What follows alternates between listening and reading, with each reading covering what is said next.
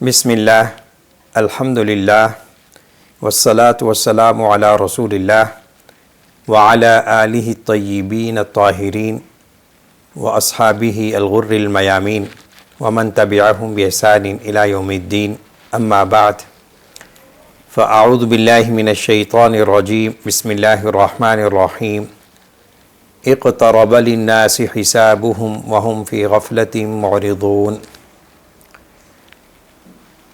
سامعین و ناظرین کرام،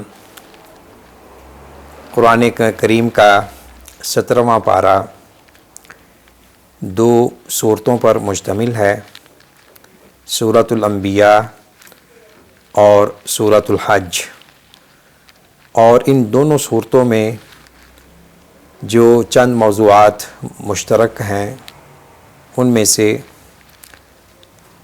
قیامت کا ذکر، رسالت اور رسالت و نبوت پر فائز چند حضرات انبیاء علیہم السلام کا تذکرہ، اور دلائل توحید، فطری، عقلی اور تاریخی طور پر اللہ نے اس حقیقت کو بیان کیا ہے کہ اس کائنات کا خالق مالک صرف اور صرف ایک اللہ ہے۔ تو پہلے ان دونوں صورتوں کے جو مرکزی عناوین ہیں اس کو سماعت فرما لیں، پھر اس کے بعد جستہ جستہ آیات کو اسٹڈی کیا جائے گا۔ سورۃ الانبیاء، اس میں قیامت، رسالت، توحید کا ذکر ہے، اور بالخصوص قیامت کو حساب سے تعبیر کیا گیا ہے۔ قرب قیامت، یاجوج ماجوج کا خروج، اس کا ذکر ہے، اور مشرکین اور معبودان باطلہ کا انجام بد کو بیان کیا گیا کہ یہ مشرک اور جن کی عبادت کی جاتی تھی غیر اللہ میں کے ضمن میں وہ سب جہنم کا ایندھن ہوں گے۔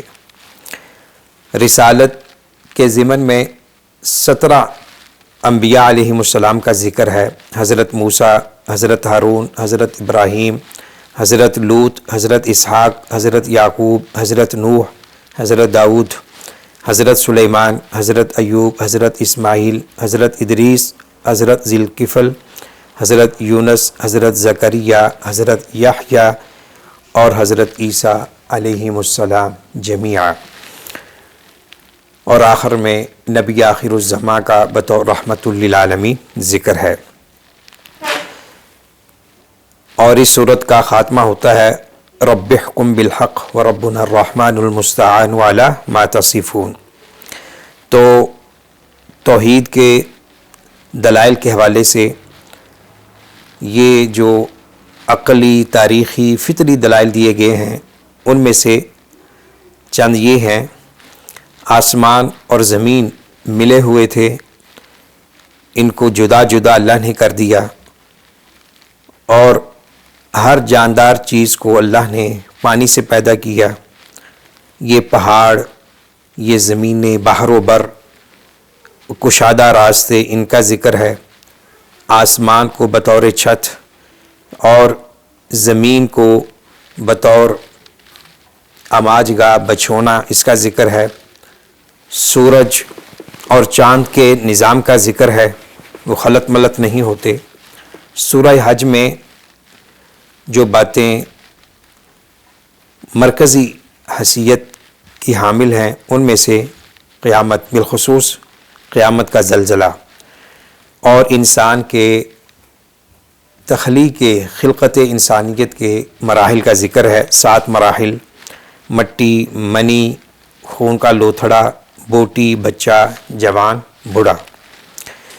ملل اور مذاہب کے لحاظ سے 6 گروہوں کا ذکر ہے: یہودی، صابی، ستارہ پرست، عیسائی، مجوسی یعنی سورج چاند پرست، مشرک اور اہل ایمان۔ حضرت ابراہیم علیہ السلام کا اعلان حج کا ذکر ہے، اور اسی مناسبت سے وَأَذِّن فِي النَّاسِ بِالْحَجِّ سے اس سورت کا نام سورۃ الحج علامتاً رکھا گیا۔ مومنوں کی 4 علامات کا ذکر ہے: خوف خدا، مصائب پر صبر، نماز کی پابندی، نیک مصارف میں خرچ کرنا۔ اس کے علاوہ دیگر احکامات ہیں: مناسک حج، اقامت صلاۃ، ادائیگی زکوٰۃ، جانوروں کی قربانی اور قربانی کا فلسفہ، جہاد، اور اسی طرح ایک آیت کریمہ میں اسلامی ریاست بالفاظ دیگر ریاست مدینہ کے خد و خال کا بھی ذکر ہے۔ تو آئیے چند آیات کو ہم اس نیت سے سمجھیں، پڑھیں کہ ہم نے ان آیات کی روشنی میں اپنا تجزیہ بھی کرنا ہے۔ کیا قرآنی احکامات ہماری زندگی کا حصہ ہیں یا نہیں؟ ان آیات کی تاثیر سے ہم متاثر ہو رہے ہیں یا نہیں؟ یہ ہم سب کے لیے سوال ہے۔ سورۃ الانبیاء مکیہ ہے، 112 آیات، 17 رکوع پر مشتمل ہے۔ پہلی آیت میں اللہ رب العزت نے لوگوں کو جھنجھوڑا ہے، یاد دہانی کرائی ہے۔ اقترب للناس حسابهم وهم فی غفلۃ معرضون، کہ قیامت کا وقت قریب سے قریب تر ہوتا چلا آ رہا ہے۔ جو انسان مر جاتا ہے اس کی قیامت ہو جاتی ہے۔ آج اس وقت ہم جس وبائی مرض کا شکار ہیں اور جو اس کے اثرات، نتائج ہم دیکھ رہے ہیں، یہ بھی قیامت کا ایک سمہ ہے اور اسی روز حساب کی ایک یاد دہانی ہے۔ 2,60,000 سے زائد افراد لقمہ اجل بن چکے ہیں، 30 لاکھ سے زائد متاثر ہو چکے ہیں، اور جو معیشت کا نقصان ہے وہ کسی بھی اندازے سے بالا ہے، اور نفسا نفسی کا عالم ہے، اور اللہ رب العزت جو ہر چیز پہ قادر ہے، اس کی قوتوں طاقتوں کے سامنے ساری نوع انسانیت بے بس نظر آ رہی ہے۔ تو اس قسم کے حالات میں بھی ان آیات کو سمجھنا بڑا ضروری ہے، اور بڑی اچھی طرح سمجھ آ سکتی ہیں۔ جو اللہ نے ان آیات میں قیامت کی ہولناکیوں کا ذکر کیا ہے، مناظر کا ذکر کیا ہے، تو یہ آج کا زمانہ جس فضا میں آج ہم سانس لے رہے ہیں، ان ہولناکیوں کی ایک جھلک پیش کر رہا ہے۔ اللہ رب العزت ہم سب کو اس وبائی مرض سے محفوظ رکھے۔ اور آیت نمبر 7 میں اللہ نے ایک حقیقت کو بیان کیا کہ آپ سے پہلے ہم نے جتنے بھی رسولوں کو مبعوث کیا وہ انسان مرد تھے۔ تو یہ آیت دلیل ہے جمہور اہل علم کے موقف کی کہ جو بھی نبی رسول مبعوث ہوا وہ مرد تھا، میل تھا، اور کوئی خاتون نبوت و رسالت کے منصب پر فائز نہیں کی گئی۔ البتہ ایک مرجوح اور شاذ رائے ہے، دلائل ذکر کرنے کا وقت نہیں ہے، کہ نبوت و رسالت کے منصب پر خواتین بھی فائز ہوئیں، لیکن یہ ایک شاذ اور مرجوح ہے، اور جو راجح قول ہے جمہور اہل علم کا اس آیت کی روشنی میں کہ تمام نبی رسول علیہم السلام جمیعا مرد حضرات تھے۔ فرمایا لقد انزلنا الیکم کتابا فیہ ذکرکم، ہم نے تمہاری طرف ایک کتاب نازل کی ہے جس میں تمہارا ذکر ہے، اے انسانیت، نوع بشریت۔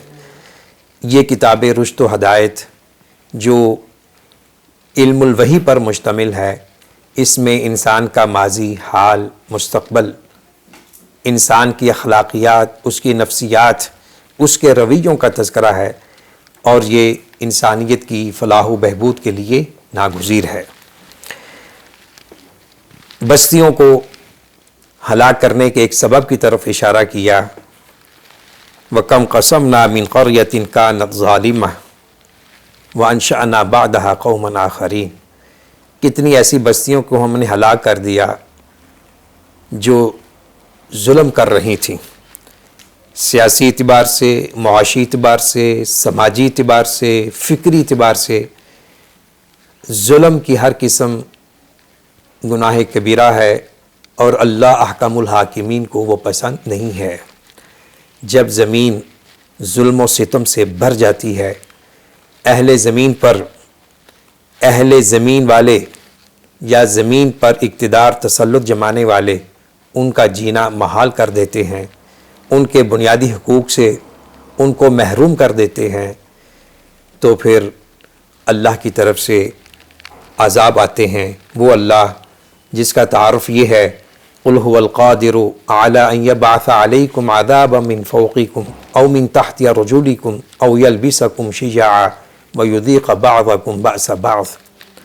ضرورت اس بات کی ہے کہ ہر کوئی چھوٹا ہے، بڑا ہے، امیر ہے، غریب ہے، حکمران ہے، عوام ہے، وہ مسلمان ہے، غیر مسلم ہے، اس سوال کا جواب حاصل کرنے کے لیے اپنا تجزیہ کرے اور اصلاح کرے، کیا میری زبان سے، میرے عمل سے، میری پالیسی سے کسی پر ظلم تو نہیں ہو رہا، میں کسی پر ناجائز تسلط قبضہ تو نہیں کر رہا، کسی کی زمین، کسی کا مال، کسی کی عزت و آبرو پر میں غلط ارادوں کا حامل تو نہیں۔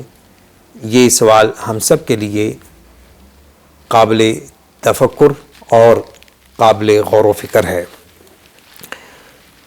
دلائل توحید کے ضمن میں لَوْ كَانَ فِيهِمَا آلِهَةٌ إِلَّا اللَّهُ لَفَسَدَتَا، میں نے انٹرو میں جیسا کہ عرض کیا کہ 20 آیات میں اس سورہ مبارکہ کی اللہ نے فطری، عقلی، تاریخی دلائل دے کے اس بات کو ثابت کیا ہے کہ اس ساری کائنات کا خالق ایک ہے اور وہی اللہ عبادت کے لائق ہے، اسی کی عبادت کی جائے۔ تو آیت نمبر 22 میں فرمایا کہ دیکھیں اگر آسمانوں زمینوں میں اللہ کے سوا اور بھی معبود ہوتے تو پھر کیا ہونا تھا کہ زمین آسمان میں فساد مچ جانا تھا۔ ایک خدا کی حکمت مشیت اور ہونی تھی، دوسرے کی اور ہونی تھی۔ کسی نے کہنا تھا کہ آج رات ہو، اس نے کہنا تھا کہ نہیں دن ہو، کسی نے کہنا تھا فلاں کو امیر کر دیا جائے، دوسرے نے کہنا تھا غریب کر دیا جائے، تو یہ کلیش تصادم ہونا تھا اور اس سے زمین اور آسمان فساد سے بھر جانے تھے۔ تو یہ عقلی ایک دلیل ہے کہ چونکہ کائنات کا نظام سسٹم ایک طے شدہ فارمولے کے مطابق رواں دواں ہے، آسمانی مخلوق، زمینی مخلوق اور ان دونوں کے درمیان جو چیزیں ہیں وہ اپنے اپنے مدار میں اور اپنے اپنے سسٹم کے مطابق جاری اور ساری ہیں۔ یہ کائنات کا سسٹم، اسے صرف اور صرف ایک ذات باری تعالیٰ ہولڈ کیے ہوئے ہے اور اللہ تعالیٰ اس میں تصرف رکھتا ہے، اور وہی اللہ یہ فرماتا ہے وَمَا خَلَقْتُ الْجِنَّ وَالْإِنسَ إِلَّا لِيَعْبُدُونِ۔ تو بہت سی آیات میں اللہ رب العزت نے مختلف دلائل دے کر لوگوں کو اپنی عبادت کی طرف بلایا ہے، حکم دیا ہے، توجہ دلائی ہے۔ اور آیت نمبر 35 میں فرمایا کُلُّ نَفْسٍ ذَائِقَةُ الْمَوْتِ وَنَبْلُوكُمْ بِالشَّرِّ وَالْخَيْرِ فِتْنَةً، ہر ذی روح نے، جاندار نے موت کا ذائقہ چکھنا ہے۔ ہر انسان کی آمد جانے کا پیش خیمہ ہے۔ جو بھی انسان اس دنیا میں آیا ہے اس کو دوام نہیں، یہاں تک کہ اسی مقام میں اللہ رب العزت نے فرمایا أَفَإِن مِتَّ فَهُمُ الْخَالِدُونَ۔ نبی اکرم صلی اللہ علیہ وسلم کی بابت کفار یہ کہتے تھے کہ یہ کسی دن فوت ہو جائے گا، دنیا سے چلا جائے گا، تو اللہ فرماتے ہیں کیا اے نبی آپ فوت ہو گئے تو کیا یہ لوگ باقی رہیں گے؟ فنا، موت ہر انسان کا مقدر ہے، اس کا انجام ہے۔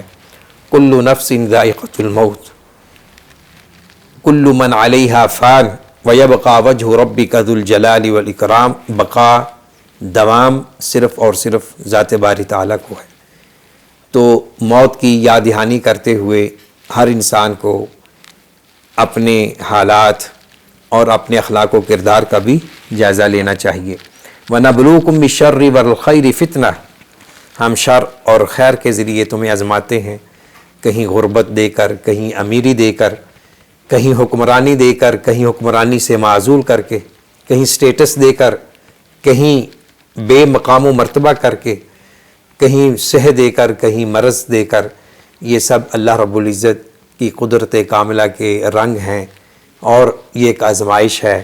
مومن خوشحالی میں، صحت میں، تونگری میں شکر ادا کرتا ہے، بیماری میں، مصیبت میں، صدمے میں صبر کرتا ہے، دونوں حالتیں اس کے لیے بہتر ہیں۔ وَلَقَدِ اسْتُهْزِئَ بِرُسُلٍ مِّن قَبْلِكَ فَحَاقَ بِالَّذِينَ سَخِرُوا مِنْهُمْ۔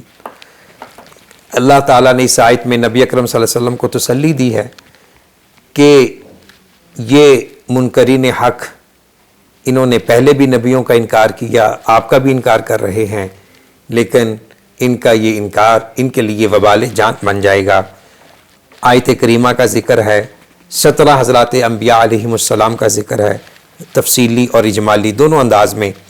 آیت کریمہ جو حضرت یونس علیہ السلام کا ورد اور وظیفہ تھی، لا الہ الا انت سبحانک انی کنت من الظالمین، اندھیروں میں، سمندر کا اندھیرا ہے، رات کی تاریکی کا اندھیرا ہے اور مچھلی کا پیٹ ہے، تو ان اندھیروں میں یونس علیہ السلام نے اللہ کو پکارا تو اللہ نے ان کی پکار کو سنا، دعا قبول کی۔ حدیث میں ہے کہ جو شخص اس آیت کریمہ کے توسل سے پڑھ کر اللہ سے دعا مانگتا ہے، اللہ تعالیٰ اس کی حاجت کو پورا کرتے ہیں۔ اور حضرات انبیاء علیہم السلام کے ذکر کے آخر میں اللہ نے اصلاح احوال کا ایک کرائٹیریا پیش کیا ہے۔ آیت نمبر 90 میں 90 میں انہم کانوا یسارعون فی الخیرات ویدعوننا رغبا ورہبا وکانوا لنا خاشعین۔ خیرات میں سبقت لے جانا، ہر وہ کام جو انسان کی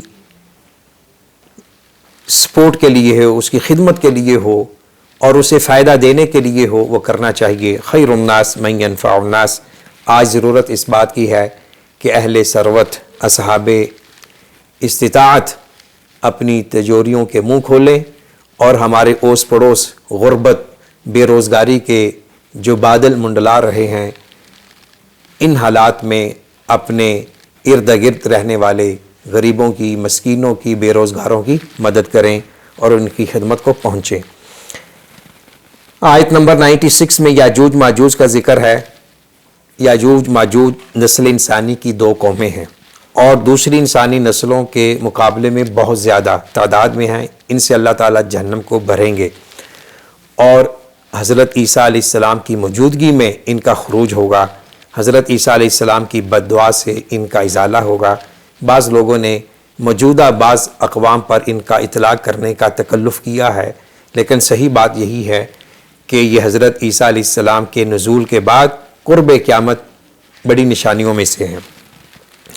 وَمَا أَرْسَلْنَاكَ إِلَّا رَحْمَةً لِّلْعَالَمِينَ، نبی اکرم صلی اللہ علیہ وسلم کو رحمت للعالمین کہا گیا، اور ساتھ ہی قُلْ إِنَّمَا يُوحَىٰ إِلَيَّ أَنَّمَا إِلَٰهُكُمْ إِلَٰهٌ وَاحِدٌ فَهَلْ أَنْتُمْ مُسْلِمُونَ۔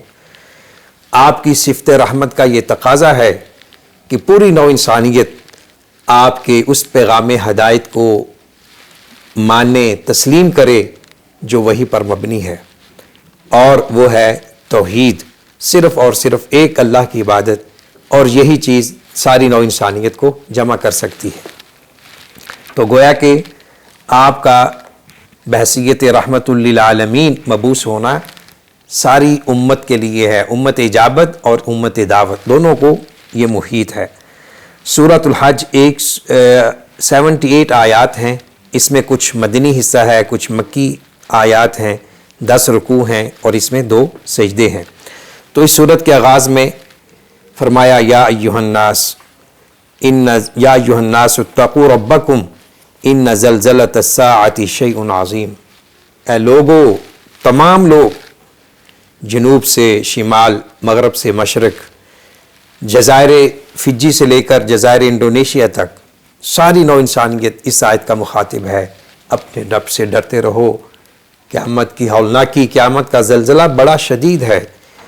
ہر انسان اپنے آپ کی فکر میں رہے گا، دوسروں سے بیگانہ ہو جائے گا، اور یہاں تک کہ دودھ پلانے والی خاتون، دودھ پلانے والی کوئی بھی مخلوق، وہ اپنے دودھ پیتے بچے سے الگ ہو جائے گی، لوگوں کے حمل گر جائیں گے، مدہوشی کے عالم میں محسوس ہوں گے، لیکن وہ نشہ نہیں ہوگا، اللہ کے عذاب کی شدت ہوگی، اس کی حدت ہوگی۔ تو اس دن سے بچا جائے، اس دن کی تیاری کی جائے۔ اس کے بعد اللہ تعالیٰ نے عقلی طور پر، فطری طور پر قیامت کے دن کو بپا کرنے کے دلائل دیے ہیں۔ اس میں سے ایک انسان کا وجود ہے، اور یہ خوبصورت زمینیں ہیں جو کبھی سبز شاداب نظر آتی ہیں اور پھر یہ بے رونق ہو جاتی ہیں۔ اسی طرح انسان کبھی لڑکپن، شباب، کہولت، بڑھاپے میں ہوتا ہے، بالآخر وہ ختم ہو جاتا ہے، مٹی میں مل جاتا ہے، تو اللہ تعالیٰ ان کو دوبارہ زندہ کرنے پہ قادر ہے۔ اور ایک آیت کریمہ میں اللہ رب العزت نے چند مذاہب اور ملل کا ذکر کیا جو دنیا کے معروف ہیں۔ ان الذین آمنوا والذین ہادوا، اہل ایمان، یہودی، صابی یعنی ستارہ پرست، نصارہ، مجوسی، چاند سورج پرست اور مشرکی۔ عصر حاضر کے بعض ماہرین تقابل ادیان نے جو اس وقت پوری دنیا میں مذاہب عالم موجود ہیں، ان کو دو حصوں میں تقسیم کیا: تبلیغی مذاہب اور غیر تبلیغی۔ تبلیغی مذاہب میں عیسائیت، بدھ مت اور اسلام، اور غیر تبلیغی مذاہب میں یہودیت، ہندو مت اور زرتشتی مذاہب ہیں۔ دین اسلام ایک فطرتی دین ہے، اور یہ دعوت دین ہے، یہ دعوت اور تبلیغ کا دین ہے۔ وَمَنْ أَحْسَنُ قَوْلًا مِّمَّنْ دَعَا إِلَى اللَّهِ وَعَمِلَ صَالِحًا وَقَالَ إِنَّنِي مِنَ الْمُسْلِمِينَ ادْعُ إِلَىٰ سَبِيلِ رَبِّكَ بِالْحِكْمَةِ وَالْمَوْعِظَةِ الْحَسَنَةِ وَجَادِلْهُمْ بِالَّتِي هِيَ أَحْسَنُ۔ تو اسلام میں دوسروں کے لیے احساس، ادراک کے جذبات پائے جاتے ہیں، اور یہ انسانیت کے لیے فلاح و بہبود اور اس کے ساتھ مخلص ہونے کا ایک مظہر ہے کہ مسلمان نہ صرف اپنے آپ کو دین پر قائم دائم رکھے، بلکہ وہ دوسرے لوگوں کے لیے بھی مینارہ نور بنے، اور ان کو بھی اسلام کی روشنی سے مستنیر کرے۔ دعوت اللہ ہر مسلمان کی ذمہ داری ہے، فرض کفایہ ہو یا فرض عین ہو۔ ہر دو صورت میں ایک گھر کے سربراہ سے لے کر ریاست اسلامیہ کے حکمران تک ہر ایک مکلف ہے کہ وہ دعوت اللہ کے لیے اپنی صلاحیت، اہلیت، منصب، مقام کے مطابق کنٹریبیوشن کرے اور دعوت اللہ کے مشن کو فروغ دے۔ حج وَأَذِّن فِي النَّاسِ بِالْحَجِّ، حج رکن اسلام ہے۔ جو شخص صاحب استطاعت ہے، مالی طور پر، جسمانی طور پر کوئی رکاوٹ نہیں ہے، اسے زندگی کی پہلی فرصت میں اس رکن اسلام کو ادا کرنا چاہیے، جو کہ زندگی میں ایک بار فرض ہے، باقی نفل ہے۔ لَن يَنَالَ اللَّهَ لُحُومُهَا وَلَا دِمَاؤُهَا وَلَٰكِن يَنَالُهُ التَّقْوَىٰ مِنكُمْ۔ قربانی کے مسائل کے ضمن میں اللہ نے ایک اصولی بات بیان کر دی۔ دیکھو کہ اللہ تعالیٰ تمہیں خرچ کرنے کا حکم دیتا ہے، قربانی کرنے کا حکم دیتا ہے، حج کرنے کا حکم دیتا ہے، اس میں پیسہ لگتا ہے، تو اللہ تعالیٰ کو یہ پیسہ مطلوب نہیں ہے۔ اللہ جو تم سے چیز چاہتے ہیں وہ دلوں کا تقوی، خلوص، کس ارادے اور کس جذبے سے کیا گیا ہے۔ اور ایک آیت کریمہ میں اسلامی ریاست کے اصولوں کو بیان کیا گیا ہے۔ الذین ان مکناہم فی الارض اقاموا الصلاۃ وآتوا الزکاۃ وامروا بالمعروف ونہوا عن المنکر وللہ عاقبۃ الامور۔ کسی بھی اسلامی ریاست کا مطالعہ کر لیجئے، بالخصوص خلفائے راشدین کا عہد مبارک اور ان کے بعد کے جو مختلف ادوار میں، مختلف علاقوں میں اسلامی خلافت کے نام سے، اسلامی ریاست کے نام سے، اسلامی حکومت کے نام سے جو بھی مسلمانوں کا سسٹم قائم رہا، تو ان تمام ادوار میں یہ بات ملتی ہے کہ ہر قسم کی کمی کوتاہی کے باوجود انہوں نے نماز کے سسٹم کو قائم کیا اور زکوٰۃ کے سسٹم کو قائم کیا، امر بالمعروف و نہی عن المنکر کے سسٹم کو کھڑا کیا۔ یہ تین اہم شعبے جہاں بھی ہوں گے وہاں اللہ کی طرف سے رحمتوں برکتوں کی برکھا نازل ہوگی۔ نماز کے سسٹم کو قائم کرتے ہوئے حقوق اللہ کی ادائیگی کا پہلا حق ادا ہوگا اور لوگوں کو اللہ کے ساتھ جوڑنے کا حکم جاری ہوگا، اور جہاں زکوٰۃ کا سسٹم قائم ہوگا وہاں غربت بے روزگاری ختم ہو جائے گی۔ بعض اہل علم نے ایک بڑی تحقیق اور سوچ بچار کے بعد یہ کہا ہے کہ اگر ہمارے وطن عزیز میں زکوٰۃ کا سسٹم صحیح طور پر قائم ہو جائے تو 60% سے زائد، 60 سے لے کر 70% تک غربت کے مسائل ختم ہو جائیں گے۔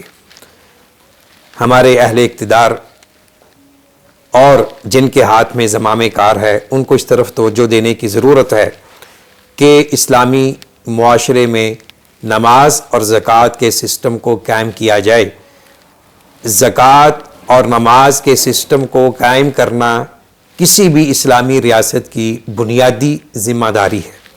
اسی طرح امر بالمعروف و نہی عن المنکر جس معاشرے میں ہوگا، جہاں بھی ہوگا، وہاں خیر ہوگی، وہاں فضیلت ہوگی اور وہاں اچھائی ہوگی، اطمینان ہوگا، سکون ہوگا، اور جہاں یہ چیز نہیں ہوگی، برائی کو فروغ دیا جا رہا ہوگا، فحاشی بے حیائی کے مظاہر اور مناظر کو عام کیا جا رہا ہوگا، تو پھر وہاں اللہ کی رحمت روٹھ جاتی ہے۔ اور حدیث کی روشنی میں کہ تم لوگ خیر کا حکم دیتے رہو گے، برائی سے روکتے رہو گے، اگر ایسا نہ کرو گے تو وہ وقت آئے گا کہ آسمان سے دعا کی قبولیت کے دروازے بند ہو جائیں گے۔ اللہ وہ ہمیں روز بد نہ دکھائے۔ ہم سب کو چاہیے کہ ہم جہاں بھی ہیں، جیسے بھی ہیں، جتنا علم اللہ نے ہمیں دیا ہے اس کی روشنی میں ہم ان فرائض کو سر انجام دیں، اپنے گھر سے لے کر ایوان اقتدار تک، اور ایک سکول سے لے کر عدالتوں تک، کچہریوں، ہسپتالوں تک نماز کے سسٹم کو قائم کرنے کی فکر کریں۔ بالخصوص جو ارباب جامعات ہیں اور تعلیمی اداروں کے سربراہان ہیں، ان سے میں ریکویسٹ کروں گا، التماس کروں گا کہ آپ کے ادارے میں جو بچہ بھی بچی زیر تعلیم ہے اس کی اخلاقی تربیت کا منیمم یہ میرٹ رکھیں کہ آپ کے ادارے میں کوئی بے نماز نہ رہے، اور جو بے نماز ہیں ان کی کاؤنسلنگ کیجئے، پیار سے، محبت سے ان کو بتلائیے بچہ نماز ہمارا دین ہے، ہمارا اخلاق ہے، اور اس سے ہمیں اپنے مسلمان ہونے کا پتہ چلتا ہے۔ اللہ رب العزت سے دعا ہے اللہ تعالی ہمیں پکا سچا مسلمان بنائے، قرآنی ہدایات کے مطابق عمل کرنے کی توفیق عطا فرمائے، اور جو ہمارے گناہ ہیں اللہ ہمارے گناہوں پہ اپنے فضل و کرم کا قلم پھیر دے، اور یہ ہمیشہ دعا کیا کریں ربنا فاغفر لنا ذنوبنا وکفر عنا سیئاتنا وتوفنا مع الابرار، اور آیت کریمہ کا ورد لا الہ الا انت سبحانک انی کنت من الظالمین، وآخر دعوانا ان الحمد للہ رب العالمین۔